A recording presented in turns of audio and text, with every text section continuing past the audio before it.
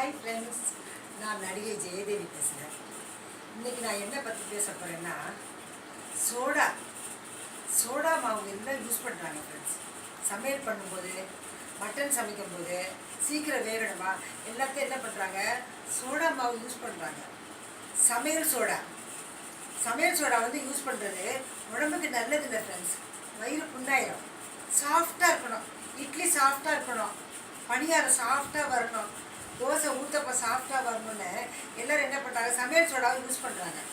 Mutton வேக வைக்கணுமா, சண்டேஸில் பாருங்கள், மட்டன் வேக வைக்கணுமா, அதை என்ன பண்ணுறாங்க, சமையல் சோடா யூஸ் பண்ணுறாங்க. தயவு செஞ்சு சமையல் சோடா யூஸ் பண்ணாதீங்க ஃப்ரெண்ட்ஸ். கொஞ்சம் நேரம் ஆனால் ஆகட்டும், கூட 2 விசில் வரட்டும், கூட ஒரு 5 நிமிஷம் கூட ஆகட்டும், நல்ல பொறுமையாக வேக வைங்க. இஞ்சியை தட்டி போட்டு வேக வைங்க.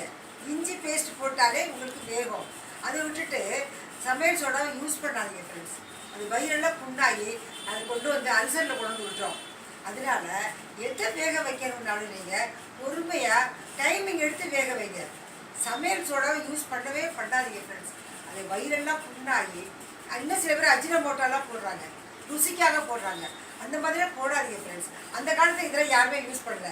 இயற்கையாக சமைச்சாங்க, இயற்கையோடு வாழ்ந்தாங்க, இயற்கையாக சாப்பிட்டாங்க. இல்லை 100 வயசுக்கு மேலே இருந்தாங்க, யாருக்கு எந்த வியாதியும் வரல அந்த காலத்துல. இல்லை இப்போ கூட கிராமங்களில் பாட்டியெல்லாம் போய் பாருங்கள், 105 வயசு வரைக்கும் நடவடிக்கையோடு இருக்காங்க, வியாபாரம் பண்ணுறாங்க, கடைக்கு போகிறாங்க வராங்க. அவங்க எல்லாம் இயற்கையாக சாப்பிட்டாங்க. தயவு செஞ்சு சமையல் சோடாவை தயவு செஞ்சு யூஸ் பண்ணாதீங்க ஃப்ரெண்ட்ஸ். நான் சொன்ன கருத்து உங்களுக்கு பிடிச்சிருந்துச்சுன்னா நீங்கள் சப்ஸ்கிரைப் பண்ணுங்கள். என் சகோதரி சொல்கிறத கேட்பீங்களா?